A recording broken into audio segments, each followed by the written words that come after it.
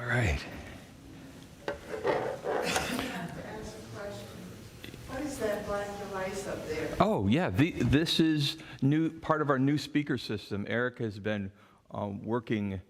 Eric's been doing a lot of work, and we really appreciate it. But this is a new speaker system that's going to be adapted with a new sound system. And yeah, we've been spending a little bit of money. Then I won't puzzle over it. Good. Thanks for asking, Sonia. It's a unique looking thing. It is. I mean, we're used to speakers that look like that, right? Yeah, this one.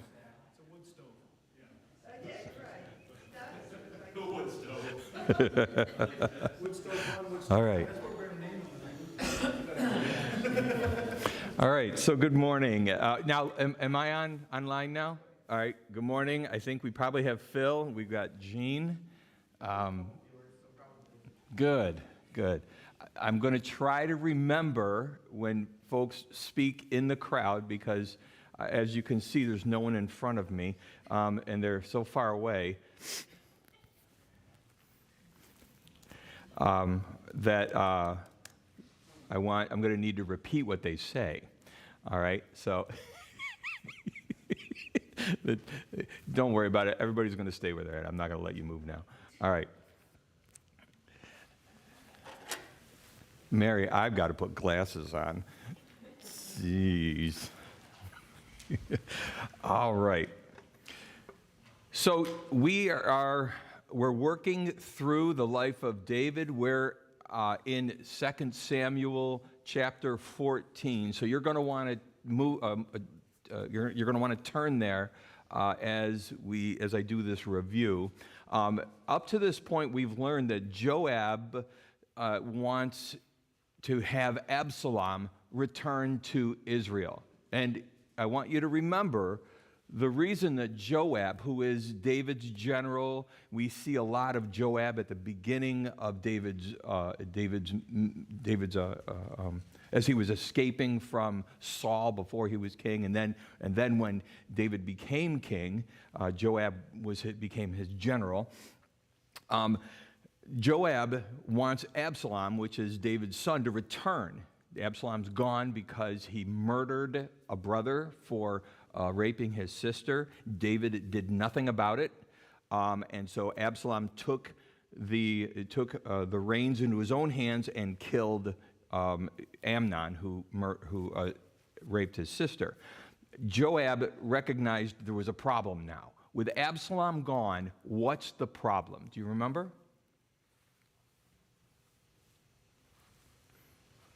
The king ignored him. That's right. So the big problem is the king ignored him. And now with Absalom gone, what's the problem? The heir to the throne, who, remember, I believe Absalom will be his oldest son, right? If that's correct, which I think it is, that means the heir to the throne is out of Israel. He's exiled. That does not prove to be a good, stable Israel, right? That doesn't help Israel at all. And Joab recognizes when there's a problem in David's family, there's a problem in Israel. And so Joab procures, this was in the notes that I read, Joab procures Absalom's return to Jerusalem without punishment. David does not want him back in Israel, or David wants him back in Israel, but is afraid to bring him back to Israel. Why? Because he's going to need to be punished. He's got to address this issue. As much as we love David, David is like not handling something. I've never done that. Oh, yeah, right. So all of us can relate to David. So Joab puts this plan in motion. He doesn't go up to David right off the bat and say, David, we got to bring Absalom back. He hires this woman to bring to David a false story, a false situation where David has to lay down a judgment. What is the woman? Does anybody remember what her story was? The woman's story. Yeah. Parallels David's story. Yeah, boy, that kind of similar to what Nathan did, didn't he? Yeah. So that woman's story paralleled David's story. There was her son. She said, I have two sons. Well, I had two sons. One son attacked and killed another son for jealousy reasons, for some reason like that. And now my family, the family wants to kill the son, kill the murderer, which would then leave me nothing. I'd have no family line. I'd have nothing, because my husband's dead. And so she begged David to put a judgment on this. So David makes a ruling. He rules for mercy. He rules to remove the guilt. He rules to provide protection. And then the woman said, "You have convicted yourself," essentially. She said, "You've made this ruling about a stranger, but yet you won't make the same ruling for your son. You should provide mercy for your son. You should provide protection for your son." And she said, and he then catches on. He says, "Okay, this can't just be from you. Did Joab put you up to this?" And that's where we're at. Verse 21, David approaches Joab. All right, so chapter 14, 2 Samuel, chapter 14, verse 21.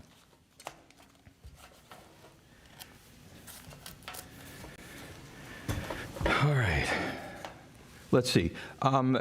Last time I was reading from there, Mary, would you be willing to read 21 to 24, please? And the king said unto Joab, Behold, now I have done this thing. Go therefore, bring the young man Absalom again. And Joab fell to the ground on his face and bowed himself and thanked the king. And Joab said, Today thy servant knoweth that I have found grace in thy sight, my lord. O king,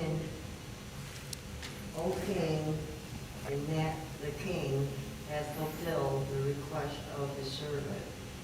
So Joab arose and went to Esher, and brought Absalom to Jerusalem. And the king said, Let him turn to his own house, and let him not see my face. So Absalom returned to his own house and saw not the king's face. All right, so what do we have here? What do you see? David listens. David agrees, says this is a good thing. He tells him, go get Absalom. And what was Joab's response to this? You're going to have to talk. Thank you. Okay. Yeah, he was joyful, wasn't he? He was filled with gratitude.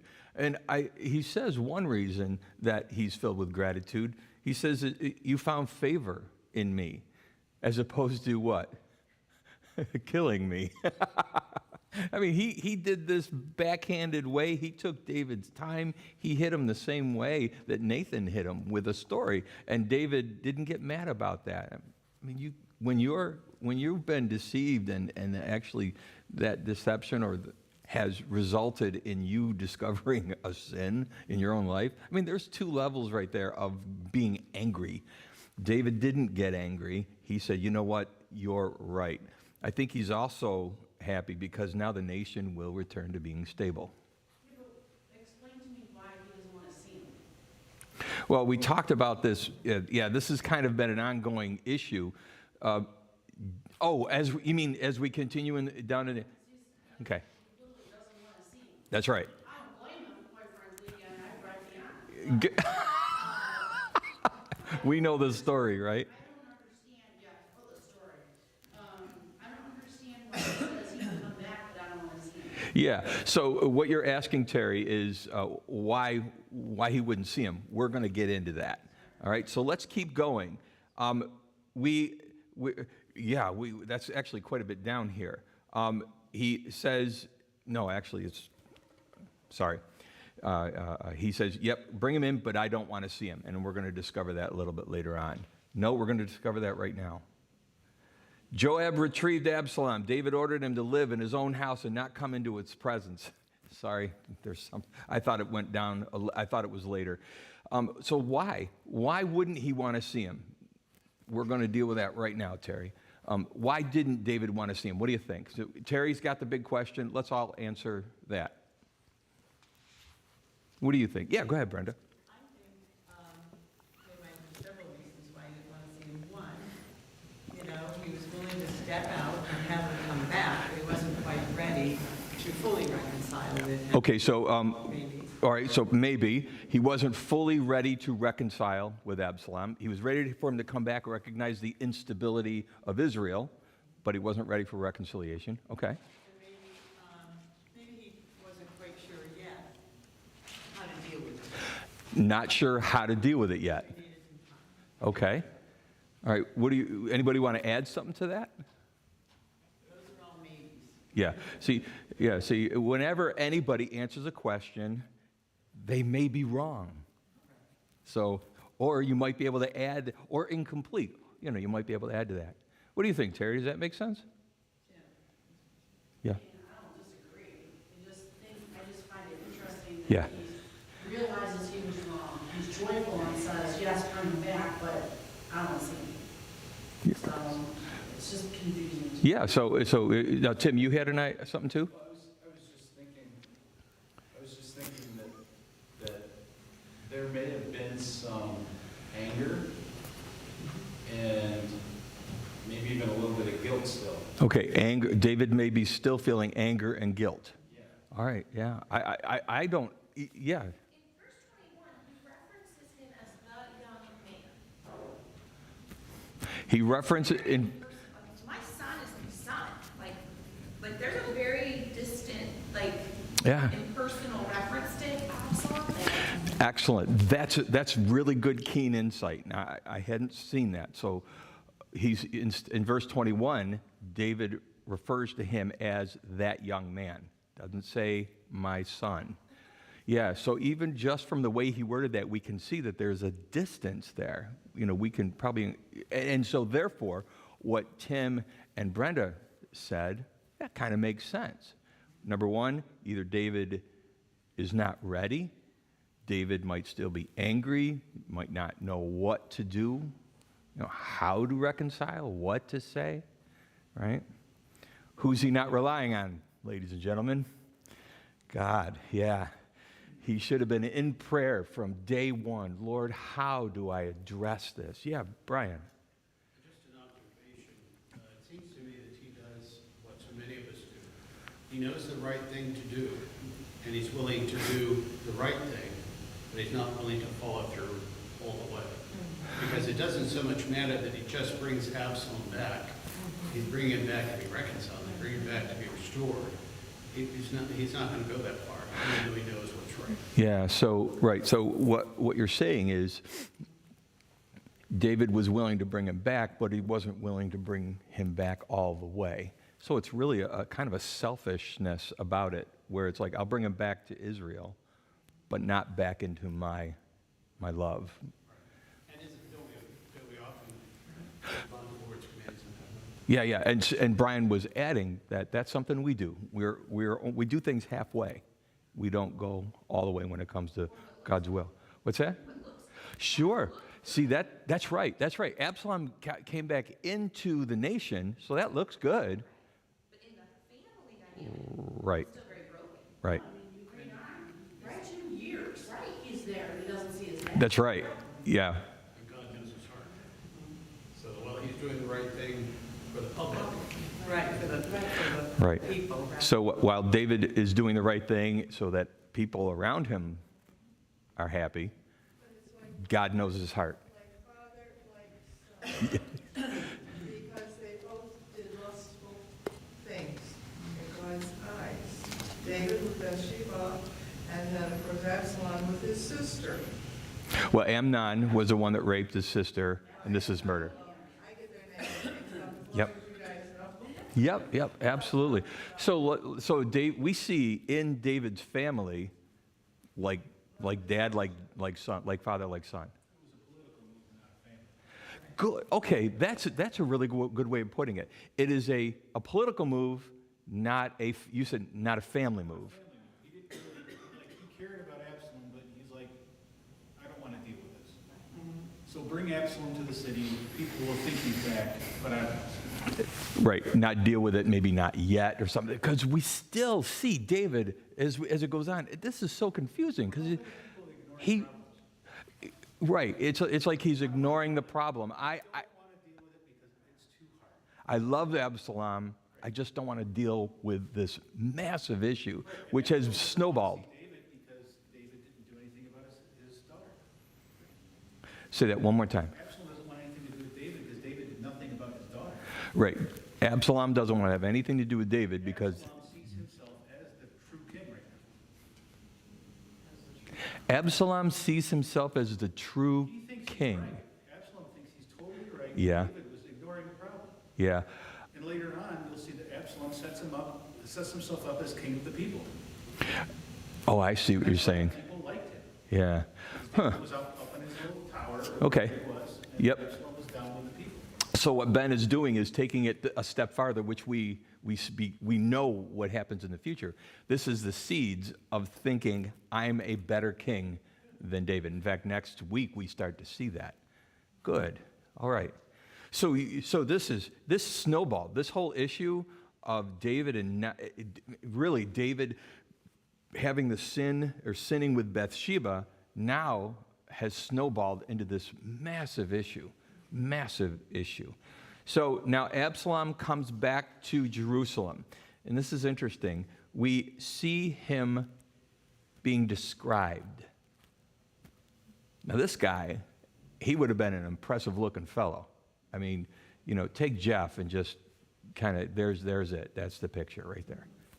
Yeah. With longer hair.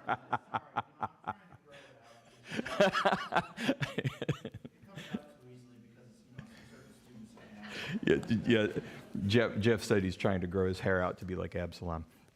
All right, so 25 to 33 talks about his return. Let's handle 25 to 27. Donna, would you be willing to read verse 25 to 27? In all Israel there was not a man so highly praised for his handsome appearance as Absalom. From the top of his head to the sole of his foot there was no blemish in him. Whenever he cut the hair of his head, he used to cut his hair once a year because it became too heavy for him. He would weigh it, and its weight was 200 shekels by the royal standard. 3 sons and a daughter were born to Absalom. His daughter's name was Tamar, and she became a beautiful woman. So we see 3 things here that is going to help us in the story. Number 1, Absalom was a really handsome guy. Now, you put handsome people in front of you, you want them to lead. I mean, that's literally what you see in a lot of places. I mean, you look at the politicians out there, and they're relatively handsome, good-looking people. And so you want leadership, or not you want, but people tend to lean towards good-looking leadership. The second thing we see here, which is really interesting, they talk about his hair. How often does he cut his hair? Once a year. How much hair is there? According to the Bible, say it again? Then he weighs it. I know, it's like, he weighs it. Maybe he gives it to locks of love. Maybe that's what he does. It wasn't just hair. What's that? That culture, they would adorn their hair with like spices and I don't want to say jewels, but they would put stuff in their hair and they braid it and they wrap it up. It was like a big thing. So Ben said that in that history, they would actually put ointment and stuff in it, like even jewels, and so it ends up being, and they would never wash it. I don't know if they ever did. I don't know. It'd be like what are they? Oh, dreadlocks. It's like dreadlocks. Jeff, you're not doing dreadlocks, Jeff? Okay. The carvings and the statues and the Yeah. reliefs at the time, they have to be like the braided hair piled up on their head. So so it would be very heavy. Okay, so they would braid all that, and after a year's time, I'll see, that makes sense why he wouldn't cut it. But, well, okay, we'll keep going. Go ahead, Brenda. I was going to say, they certainly might have done that, but I think that the scripture is foreshadowing the problem of the hair, because it's going to be his downfall. And That's right. I think that, that's why it's here. Good. But they're kind of, they're not saying it outward, but they're saying he was rather vain person. They're probably saying, Oh, could be. All right. So the purpose behind it so far, see, this is what we're doing. Why did God put it in here? Because it's number one, it's a foreshadow. For the fact that he's handsome, it kind of makes sense why people would be attracted to him as a leader. Second, his hair so long. What's going to happen in the future? We'll see. But it's an idea that he had all this hair, never cut it. You know how they have No Shave November? Why don't we have Year of Absalom, and nobody cuts their hair for a year? You all right with that, Sam? All right.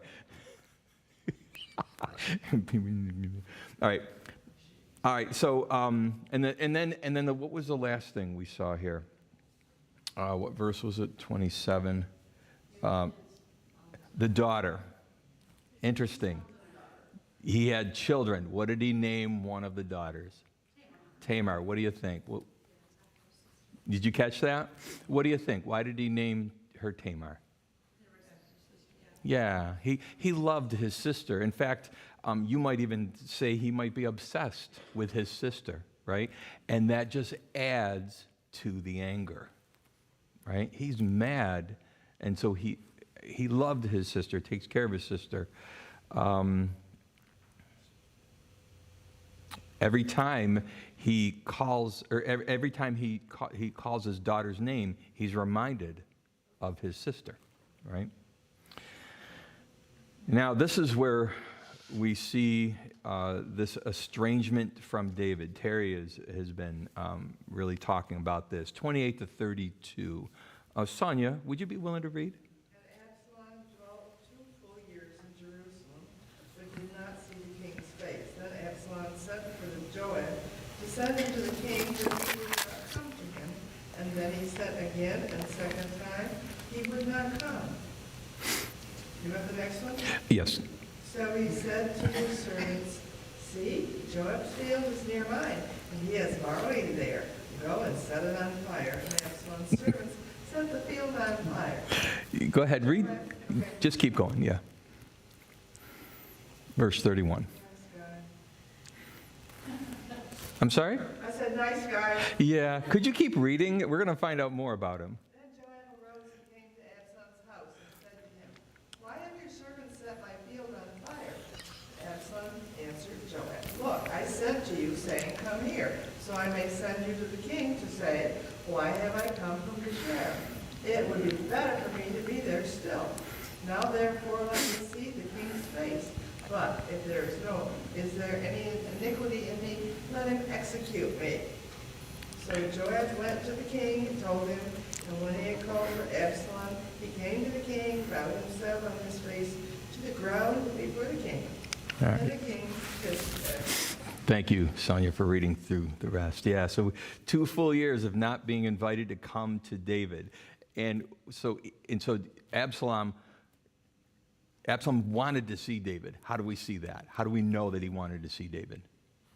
Because he burned Joab's field. Yeah, he called to Joab and said, Joab, come. I need to see David. You're my messenger right now. You're the one that's been communicating with me. Tell David I want to see him. Joab didn't even go. Now, not only is he estranged from David, but he's estranged from his own messenger. His own messenger wouldn't come to him, talk to him twice. The third time, it's like 3 strikes, you're out, buddy. I am going to burn down your field. Then you'll have to deal with me. Go, if people want to talk to you, go talk to them, all right? I don't know, unless you want your fields burned down. But, Absalom's that type of guy. What did he say once he was talking to Joab? What message did he want to give to David? Why'd you bring me here? It would be better for me to have stayed where I was. Talk to me. I'm even willing to die.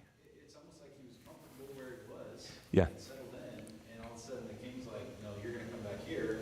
But then once he gets there, he's just like, okay, what do I do? For 2 years. 2 years. Yeah, he came back. He was ordered back. He came back by the king's general. He's sitting here for 2 years. Nothing's happening, to the point of where he was ready to die. Look, if I'm guilty of something, put me to death. Which that feeds into what Ben said. He's saying, I'm guilty. Like, he's basically saying, like, I think he didn't think he was right. Yeah. What they're saying, what Beth was saying is she sees this as him thinking he's right. If I'm guilty, kill me. But guess what? I don't think I'm wrong. You won't kill me. Now, David, we do see what looks to be some sort of a restoration, right? David kisses Absalom like a son and a father would exchange and embrace and love, but we know it's too late. 2 full years after the rape, nothing happened. 3 full years after the exile from Israel and the murder of Amnon, 2 more years exiled from David. I mean, what does that add up to?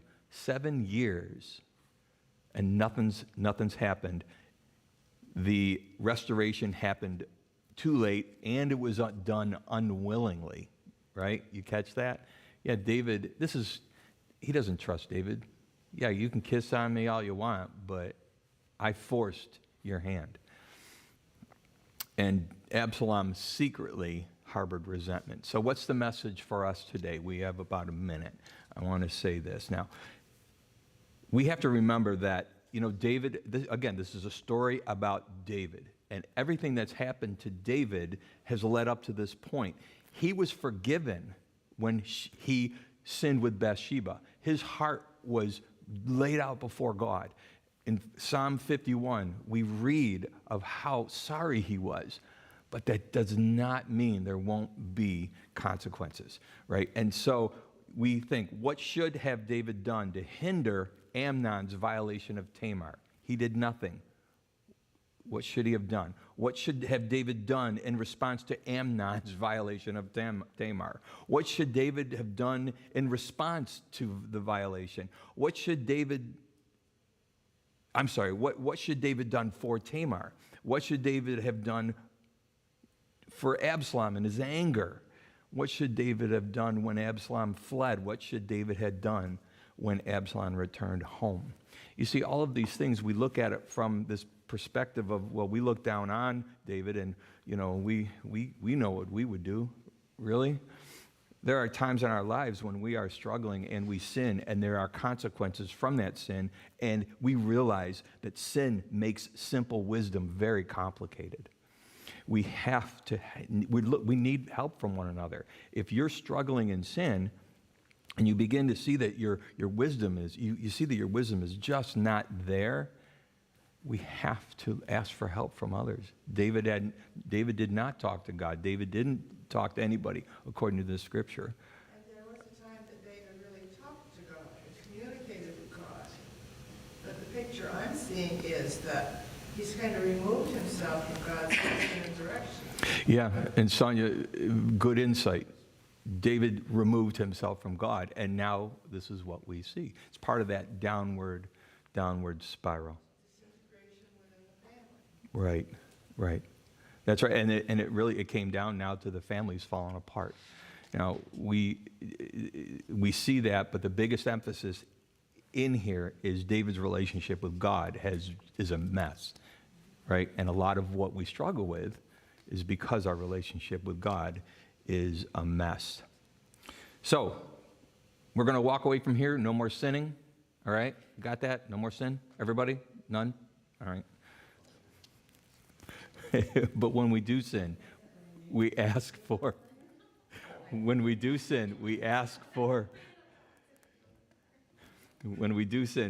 forgiveness, but recognize there will be consequences. But don't get discouraged. Go back with God, stay close to God, and realize that He's still the God of your life, even though you've sinned. All right, any other thoughts? We have about a minute. Okay, let's end our time today. What a great what a great way to look into your word, to look at our own sin, is to see this story of David, this account that is factual, Father. And you've used this man in our lives, in many millions and countless people's lives. And you're doing it with us today. I ask God, as we are dealing with our own sin, Father, that you'll help us, Lord, as we recognize the consequences, as we seek a path back to you, Lord. We see here the consequences of being removed from you and how complicated our lives can be. Oh, Lord, teach us, Father, how to return. Teach each of us individually how we can return to you and begin this path back to restoration. In Jesus' name, amen. All right, thanks, everybody.